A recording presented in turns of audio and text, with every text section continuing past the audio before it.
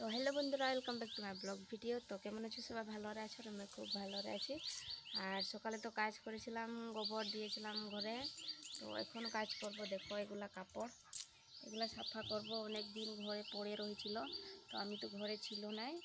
তো সেটার জন্য দেখো এখানে ধামা কাপড় ভিজিয়েছি, জ্যাকেট আছে আর আমার স্বামীর ড্রেসগুলো আছে।